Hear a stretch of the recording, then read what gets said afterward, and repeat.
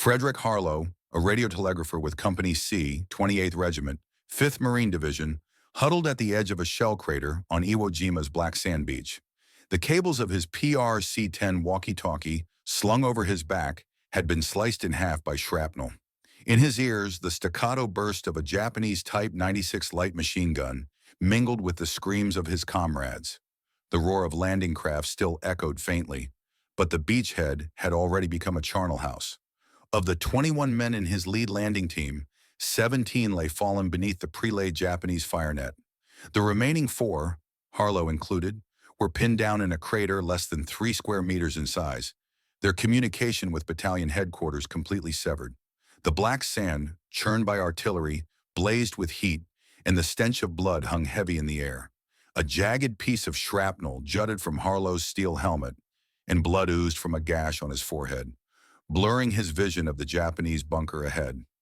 Not far away, an M4A3 Sherman tank attempted to clear a path for the infantry.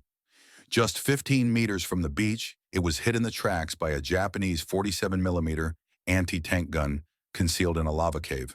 The crew bailed out, but as soon as they emerged from the hatch, precise sniper fire cut them down. American soldiers on the beach were trapped like prey in a cage, exposed to crossfire. Every attempt to raise their heads and charge drew a hail of bullets, and the black sand was soon littered with fallen bodies and scattered equipment. Harlow gripped his spare communication cables so tightly that his knuckles turned white. He was no frontline combatant. Before enlisting, he'd been a clerk at a small post office in Ohio. As a radiotelegrapher, his duties centered on maintaining communication equipment and relaying orders, not engaging in direct combat. Now his immediate superior, Sergeant John Miller, lay less than 2 meters away, a bullet from a Japanese Arisaka rifle piercing his chest. Blood soaked his camouflage uniform, and in his hand, he clutched an untransmitted battalion assault order. Harlow could see the reluctance in Miller's dying eyes, a mix of fear of death and anxiety over the broken communication. Without relaying frontline conditions to headquarters or receiving tactical orders in return, the remaining soldiers would be trapped, picked off one by one. And if reinforcements landed blindly, unaware of the Japanese fire positions, they would face the same catastrophic fate. On Iwo Jima's beachhead, the balance of power was drastically lopsided. For the landing, the U.S. had deployed a massive force, 3 Marine divisions, 3rd, 4th, and 5th, totaling approximately 61,000 troops, supported by over 1,500 artillery pieces, 300-plus tanks, a naval task force of 6 battleships, 12 cruisers, and 56 destroyers, plus nearly 1,000 carrier-based aircraft. The plan was to saturate Japanese defenses with firepower, then seize the island with infantry. In contrast, the Japanese garrison, commanded by Lieutenant General Tadamichi Kuribayashi, numbered just 23,000 men with fewer than 300 artillery pieces, 23 tanks, and no naval or air support. On paper, the U.S. held an overwhelming advantage in manpower, equipment, and firepower. But the Japanese had transformed Iwo Jima into a fortress using its unique geography, abandoning beachhead resistance for a network of underground defenses, lava caves, rock crevices, and hand-dug tunnels, creating an impenetrable subterranean labyrinth. Japanese fortifications were brutally effective and well-concealed. Heavy weapons like machine guns and artillery were housed in camouflage bunkers with carefully designed firing ports forming overlapping fire nets that covered the entire beachhead. Most bunkers were reinforced with concrete and covered in thick layers of lava and sand, making them nearly impervious to naval gunfire and aerial bombing. Harlow's Company C, 28th Regiment, landed on the eastern beachhead, codenamed Green Beach, the most heavily defended sector. Here, 2 Japanese squadrons were deployed, armed with 12 Type 96 light machine guns, 6 Type 92 heavy machine guns, 4 47mm anti-tank guns, and 8 mortars, creating a multi-layered, all-encompassing fire zone. For 3 days prior to the landing, U.S. warships and aircraft had bombarded the island relentlessly, dropping over 13,000 tons of bombs and firing 20,000-plus naval shells. But the Japanese fortifications were so well hidden that most strikes missed their targets, leaving their defense network largely intact. Japanese fire intensified suddenly. Harlow watched as over a dozen Japanese soldiers emerged from a large lava cave on the left flank of the beachhead, charging the American positions with Arisaka rifles.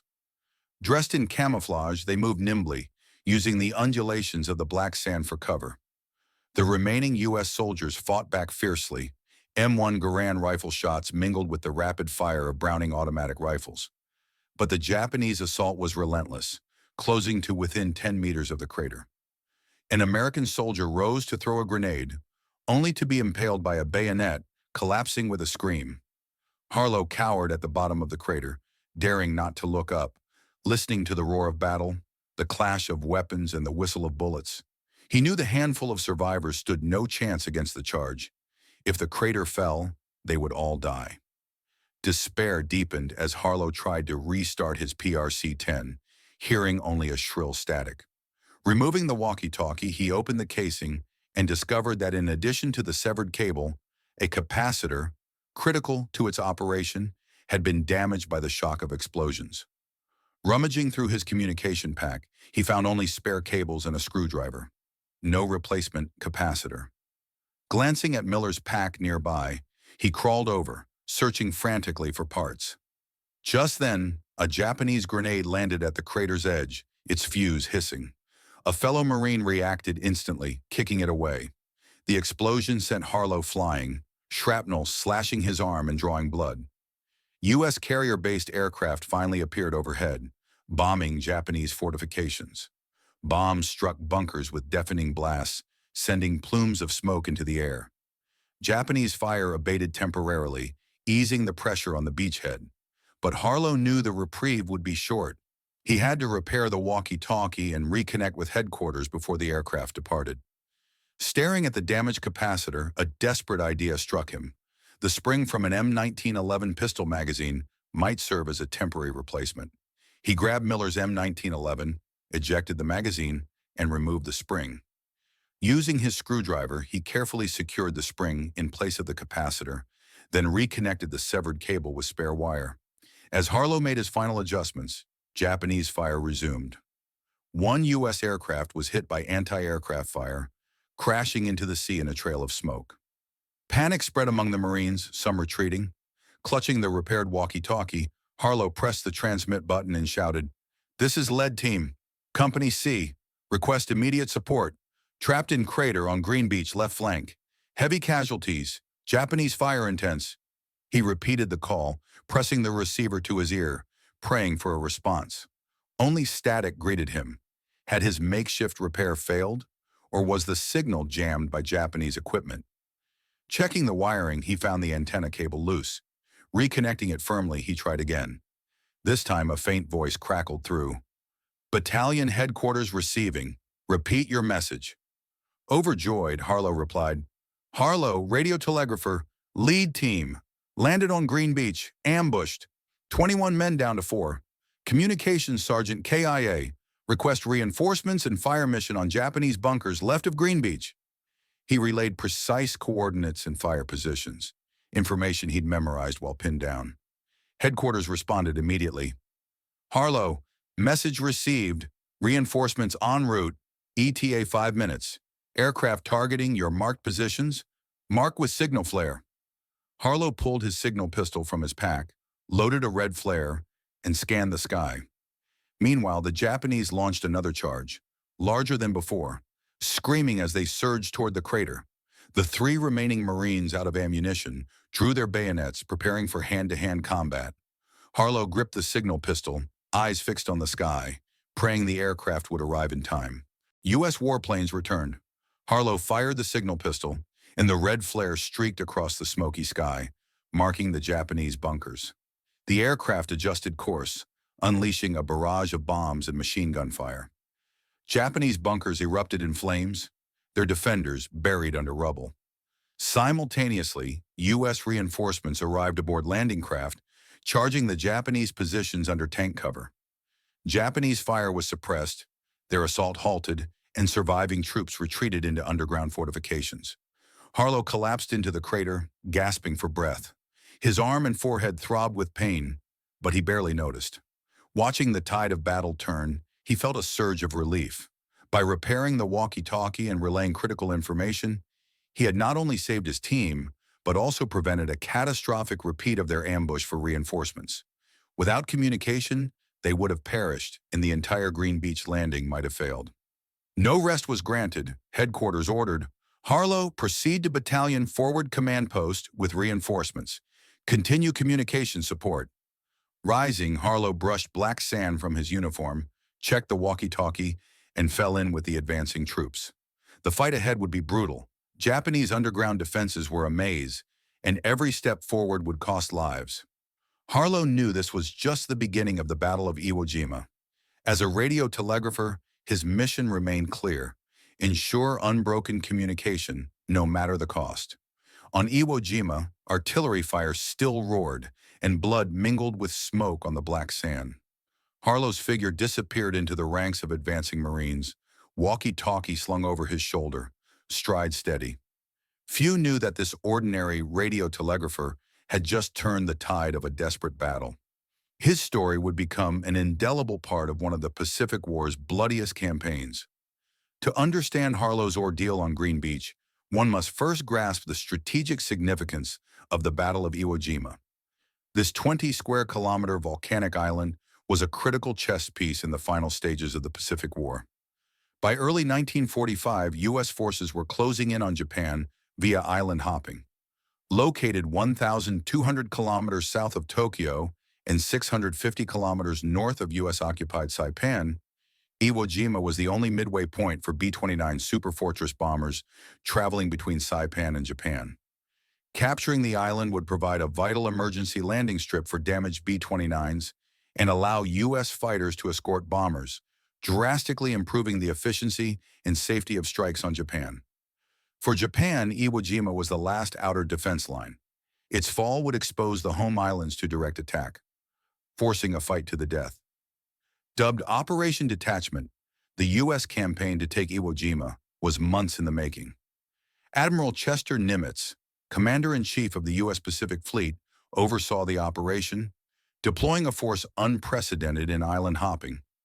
3 Marine divisions, over 400 ships, including transports and supply vessels, and nearly 1,000 carrier-based aircraft, F-6F Hellcats, F-6F Hellcats, SBD Dauntless dive bombers, TBF Avenger torpedo bombers, etc., for pre-landing bombardment, fire support, and air superiority. The U.S. pre-landing bombardment was relentless. From December 1944 to the landing, the island was bombarded for over 70 days, with 13,000 tons of bombs and 20,000-plus naval shells dropped. The U.S. hoped to destroy 90% of Japanese fortifications and kill half the garrison, creating a resistance-free landing. But they drastically underestimated Japanese defensive capabilities. Lieutenant General Kurobayashi, who had served as a military attaché in the U.S. and understood American firepower, abandoned traditional beachhead warfare for a strategy of deep defense and prolonged resistance, turning Iwo Jima into an underground fortress. Leveraging the island's lava terrain, the Japanese dug over 10 kilometers of tunnels connecting lava caves, rock crevices, and bunkers, forming an extensive underground network complete with command posts, hospitals, ammunition depots, food stores, ventilation systems, and water sources, sufficient for a prolonged siege. Fire positions were hidden underground or semi-underground, with camouflaged firing ports that only briefly exposed themselves during combat, making them nearly impossible to target. Additionally, the beachhead was littered with landmines, barbed wire, and anti-tank trenches, further strengthening defenses. Harlow's 5th Marine Division, formed in January 1944, was a relative newcomer to combat but comprised well-trained, high-morale troops. Its mission was to land on green and red beaches in eastern Iwo Jima, break through frontline defenses, and capture Mount Suribachi, an iconic volcanic peak and key Japanese stronghold. Harlow's Company C, 28th Regiment, was the division's vanguard, tasked with seizing Green Beach and securing a beachhead for follow-on forces. The landing began at dawn. As the morning light broke, U.S. warships unleashed a final bombardment, and carrier-based aircraft conducted dive bombing runs, shrouding Iwo Jima in smoke and flame. Soon after, landing craft departed transport ships, heading for the beach. Harlow's lead team boarded an LCVP, landing craft, vehicle, personnel, a slow, lightly armored craft capable of carrying 36 troops, vulnerable to enemy fire. Standing inside the LCVP, Harlow clung to the rail, his PRC-10 secured tightly to his back. He felt the craft's violent rocking in the waves, and the roar of naval guns, aircraft, and waves filled his ears. Most Marines remained silent, gripping their weapons, staring at the smoke-shrouded island ahead, their faces tense. Harlow checked his walkie-talkie repeatedly, battery charged, wires connected. As a radio telegrapher, his job was to establish communication with headquarters immediately after landing, a critical link for the entire lead team. When the LCVP reached the transfer zone near Iwo Jima, troops boarded smaller amphibious tractors for the final run to the beach. U.S. fire support continued, with aircraft targeting Japanese positions, but most fortifications remained intact. When the tractors were 500 meters from shore, Japanese fire erupted. First sporadic machine gun rounds clanging off armor, then mortar and anti-tank fire. A shell landed near Harlow's tractor, sending a geyser of water into the air and shaking the craft violently, nearly throwing several Marines off balance. When Harlow's tractor reached Green Beach, the ramp dropped, and a hail of bullets swept across the sand. "Move out! Secure the beachhead!" Sergeant Miller shouted, leaping first and dropping to the scalding black sand. Harlow followed, crawling quickly to a low mound as trained. By then, other U.S. troops had landed, but Japanese fire was ferocious. Type 96 light machine guns and Type 92 heavy machine guns chattering, bullets kicking up sand all around. Harlow and his comrades took cover behind the mound. Miller ordered, "Harlow, contact battalion, report landing and request fire support." Harlow pulled off his walkie-talkie, flipped the switch, and pressed transmit. "Battalion headquarters. This is lead team. Company C landed on Green Beach. Request fire support." But only static came through. "What's wrong?" Miller asked anxiously. "Possible artillery interference. I'll try again." Harlow adjusted the frequency, but still no response. Japanese fire intensified suddenly. A mortar round landed near the mound, sending Harlow and several Marines flying. He felt a searing pain in his back, and when he crawled to his feet, he saw his walkie-talkie's cable had been sliced by shrapnel. The casing cracked. "Communications down!" Harlow shouted. Miller's face turned grim. Without contact with headquarters, they were cut off from support and orders, forced to fight alone. Japanese troops swarmed from lava caves and bunkers on both flanks, charging the landing force. U.S. Marines fought back, M1 Garand shots, Browning automatic rifle fire, and grenade blasts echoing across the beach. Harlow's team was pinned down behind the mound, unable to advance or retreat. As casualties mounted, Miller attempted to organize a charge, but each attempt was repelled by heavy fire, costing more lives. The mound was hit by artillery, partially collapsing. Harlow and the remaining survivors were forced to retreat to a nearby crater, the desperate situation described earlier. Of the 21-man team, 17 were killed or seriously wounded, leaving 4 to cower in the crater, defending passively. Examining the walkie-talkie and confirming the damaged cable and capacitor, Harlow felt despair. He knew communication was their lifeline. As the only radio telegrapher, repairing the walkie-talkie was his sole mission, and the team's only hope. Harlow's predicament was not unique. On the first day of the Iwo Jima landing, countless U.S. units faced similar chaos. Japanese hidden fire positions inflicted catastrophic casualties, 2,420 U.S. casualties, 562 killed. The bloodiest single day in U.S. Marine Corps history. Communication failures were widespread, caused by artillery interference, harsh terrain, and intense combat damaging equipment. This breakdown left frontline units unable to receive orders or support or relay critical information, worsening their plight. Harlow's repair not only saved his team, but also provided a blueprint for addressing communication issues, highlighting that a radio telegrapher's ability to improvise under fire could be a decisive factor in battle. Minutes before Harlow and his comrades retreated to the crater, he lay behind the collapsing mound, pressing his hand firmly against the walkie-talkie casing to shield it from artillery interference. Static crackled in the receiver, mixed with the distant roar of Japanese heavy machine guns. Battalion headquarters' signal was faint, like a candle in the wind, impossible to lock onto. Miller squatted beside him, M1 Garand in hand, wiping black sand from his goggles, eyes fixed on a Japanese fire position 200 meters away.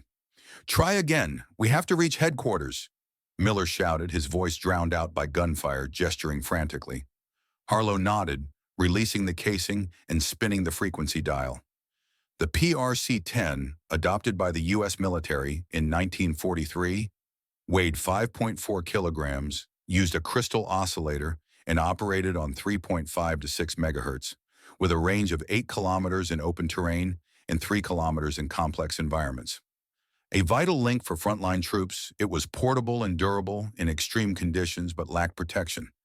Cables and core components were vulnerable to shrapnel, and it suffered from poor anti-jamming capabilities in heavy artillery. Mid-dial turn, a Japanese mortar round exploded 5 meters to the right of the mound. The blast sent Harlow flying, his walkie-talkie slipping from his back and slamming into the sand. He landed hard on his left side, ribs screaming in pain, a metallic taste filling his mouth. Before he could recover, Miller dragged him to the remains of the mound. "Fall back! The mound's collapsing. Head for the crater east of here." Harlow grabbed the walkie-talkie, its strap severed by shrapnel, and clutched it to his chest, following Miller toward the crater, hunched over to avoid fire. When Harlow and the last 3 survivors reached the crater, he finally inspected the walkie-talkie. Opening the plastic casing, he found the circuit board coated in black sand.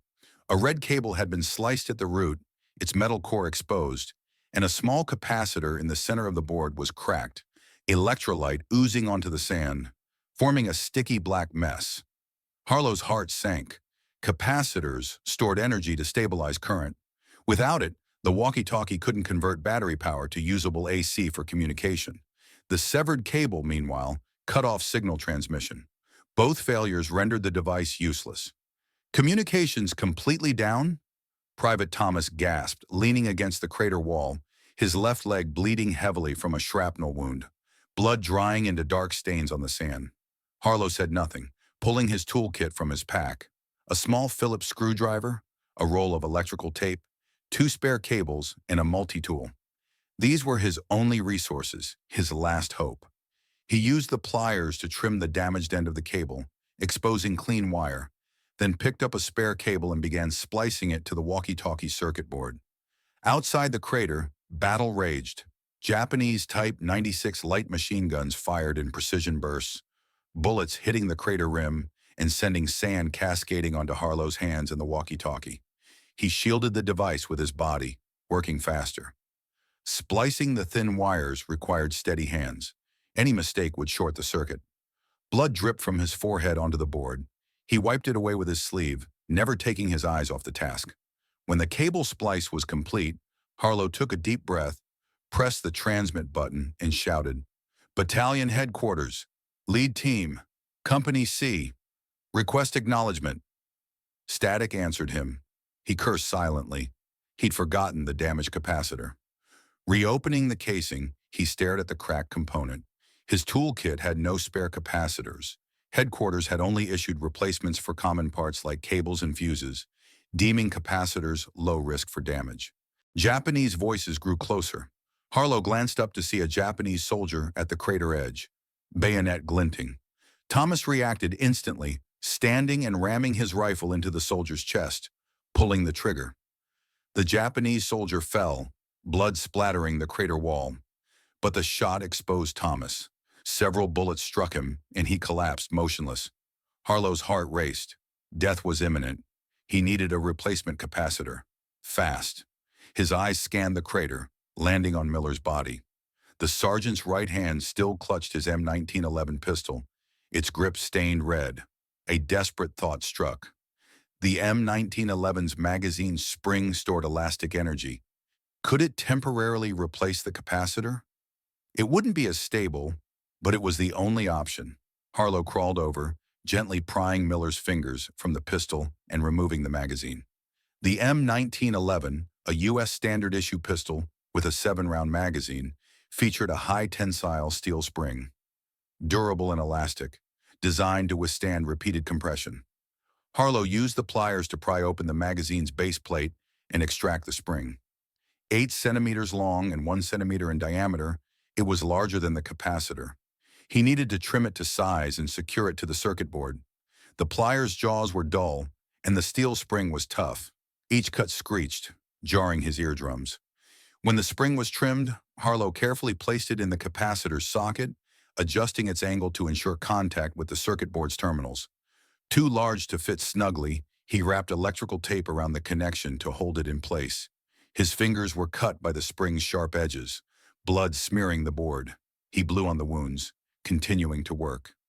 Outside, U.S. aircraft bombarded Japanese positions, shaking the crater and making his task even harder.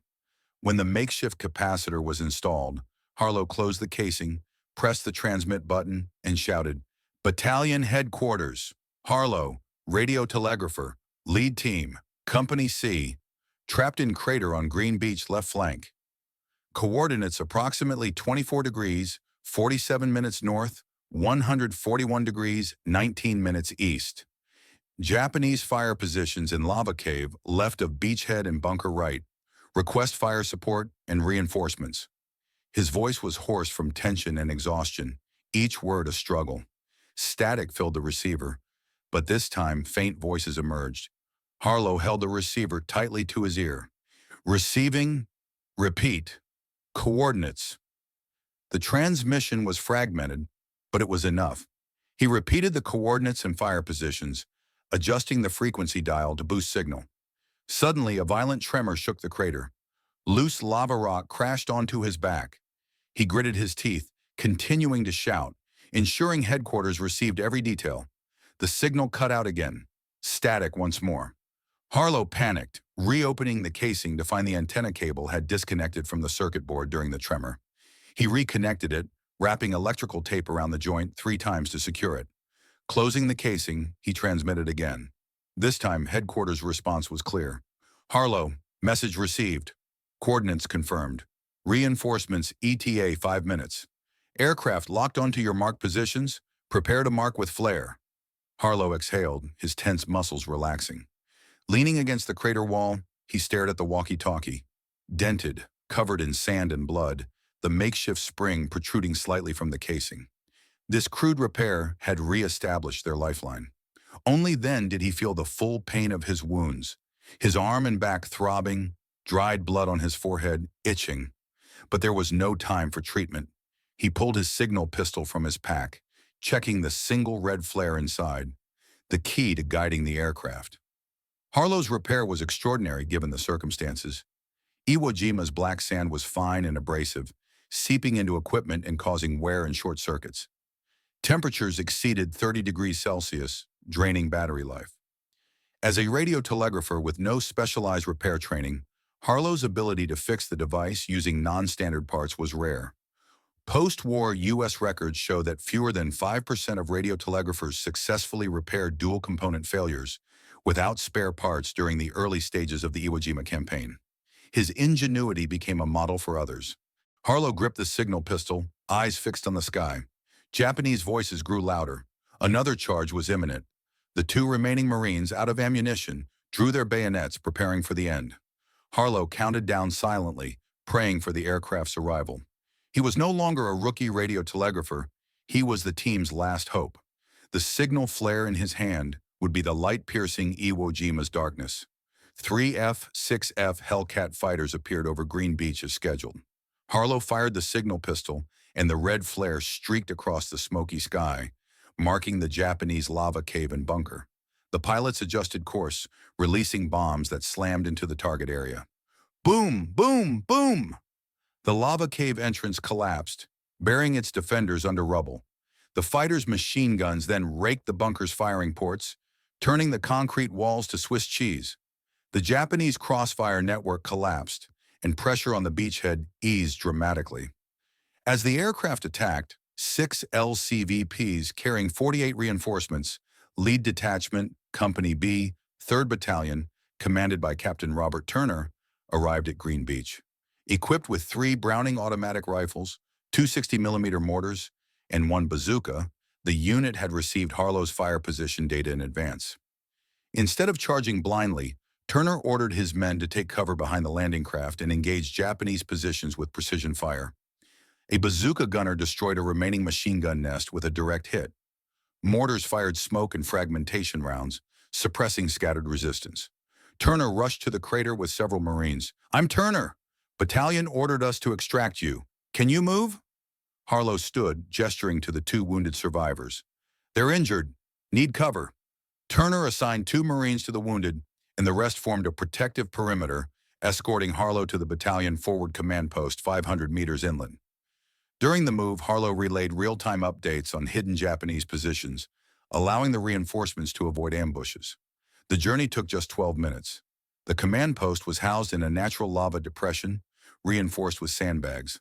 Several radio telegraphers adjusted equipment, while Battalion Commander Major William Davis studied a map anxiously. "Major Davis, Harlow, radio telegrapher, lead team, Company C, reporting." Harlow saluted. Davis smiled with relief. "Harlow, you did it. Without your intelligence, our reinforcements would have walked into a slaughter." During Harlow's communication blackout, headquarters had lost contact with multiple landing teams and received reports of heavy casualties, unable to assess Green Beach's situation. Blind reinforcements would have doomed both Harlow's team and the relief force, derailing the entire 3rd Battalion landing. Harlow detailed Japanese fire positions, fortifications, and casualties. Using this intelligence, Davis revised his battle plan. Companies A and B would expand the beachhead, clearing hidden fire positions. Company C would act as reserve, and artillery support would target Japanese deep defenses. Harlow was assigned to command post communications, using his repaired walkie-talkie to coordinate frontline units, headquarters, and fire support. For the next 4 hours, Harlow remained at his post, operating the walkie-talkie, relaying orders and updates.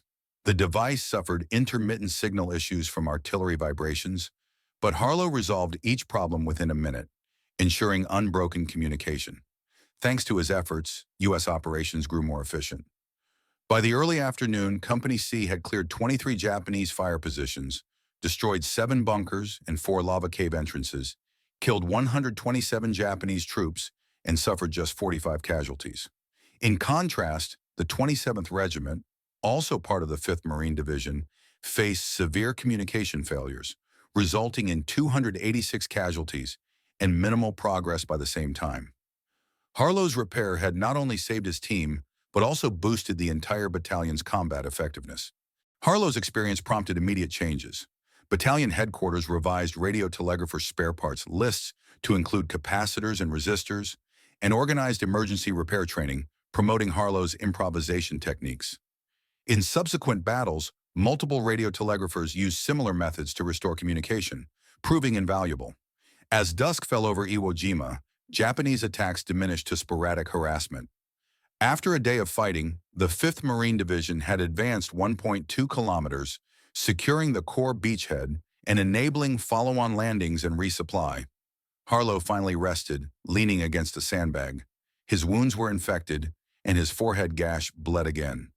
A corpsman treating him joked, "This walkie-talkie's tougher than you are." Harlow smiled, touching the device, his closest comrade in battle. The battle entered its 2nd day. Harlow was assigned to Company B, accompanying the unit inland as forward radio telegrapher. The Japanese had shifted to guerrilla and sniper tactics, using tunnels to ambush U.S. troops. During the advance, a Japanese sniper bullet narrowly missed Harlow's head, striking his walkie-talkie. The casing was pierced, but the internal wiring and makeshift spring remained intact. Communication continued uninterrupted. Days later, U.S. forces had advanced 3 kilometers, capturing most of southern Iwo Jima, killing 4,000 Japanese troops and suffering 8,000 casualties. Communication improvements had accelerated progress. Over the first week of fighting, Harlow had facilitated 120-plus communications, relayed 86 tactical orders, and identified 41 hidden Japanese positions. His repaired PRC-10 became a heroic relic within the 3rd Battalion. A critical turning point came when U.S. forces captured Mount Suribachi. Harlow's Company B attacked from the east, with Harlow coordinating communication between the unit, headquarters, and air support. When U.S. Marines raised the American flag atop the peak, Harlow relayed the news immediately, boosting morale across the 5th Marine Division. This iconic moment's timely dissemination owed much to his steady communication.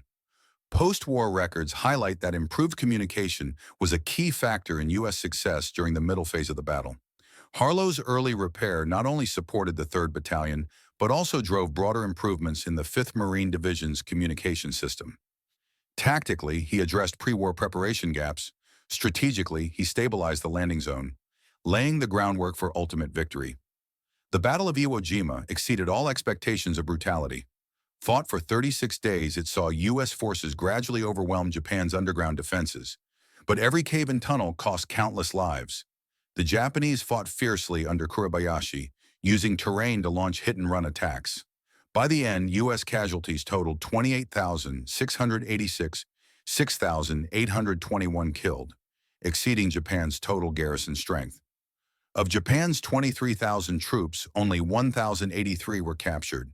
The rest died, making it one of the Pacific War's bloodiest meat grinders. Harlow served throughout the campaign, never faltering. After Mount Suribachi's capture, he accompanied Company B north, where Japanese defenses were even stronger. During one advance, the unit stumbled into a Japanese tunnel ambush, losing communication. Harlow quickly set up a temporary antenna in a rock crevice, re-establishing contact in 3 minutes under sniper fire, enabling reinforcements to rescue the trapped unit. As the battle entered its final stages, U.S. forces controlled 90% of the island, pinning remaining Japanese troops in northern Iwo Jima. During a tunnel assault, Harlow's walkie-talkie was destroyed by grenade shrapnel.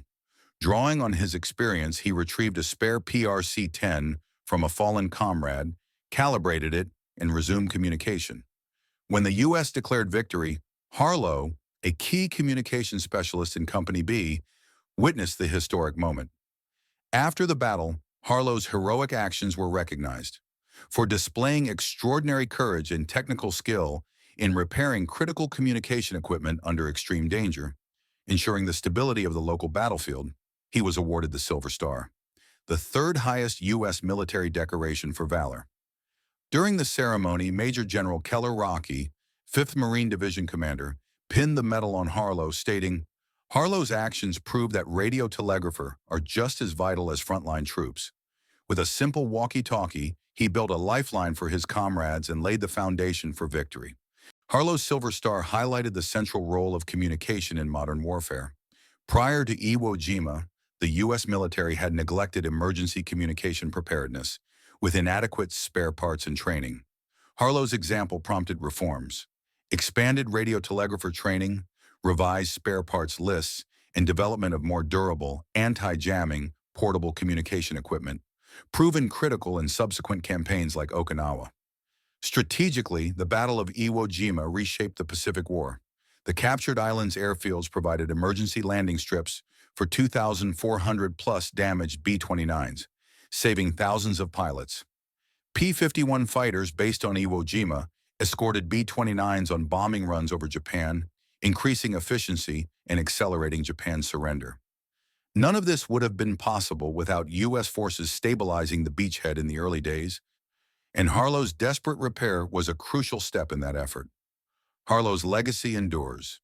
His PRC-10, repaired with an M1911 magazine spring, is displayed at the U.S. Marine Corps Museum with an inscription reading, "This bullet-riddled, blood-stained walkie-talkie embodies the courage and duty of an ordinary radio telegrapher, testifying to the decisive power of communication in war." After the war, Harlow returned to Ohio, resuming his post office job. He never spoke of his exploits until local media uncovered his story in his later years. The Battle of Iwo Jima is often remembered for frontline troops and senior commanders, but unsung heroes like Harlow were equally critical. They did not fight enemies face-to-face, but their communication equipment connected front lines to headquarters. Their quiet courage and professionalism changed the course of battles. Harlow's story reminds us that victory is not the work of individuals, but of countless ordinary people fulfilling their duties with bravery and dedication. Today, Iwo Jima's black sand beaches are peaceful, its battle sites preserved as memorials. The deeds of unsung heroes like Harlow, etched like blood and shrapnel in the sand, remain a testament to the cost of peace. Every hero who fought for a better world deserves to be remembered. If you enjoyed this story of an unsung battlefield hero, don't forget to like and subscribe. I'll continue uncovering more ordinary legends from history. Share your favorite war heroes in the comments below, and I'll see you next time.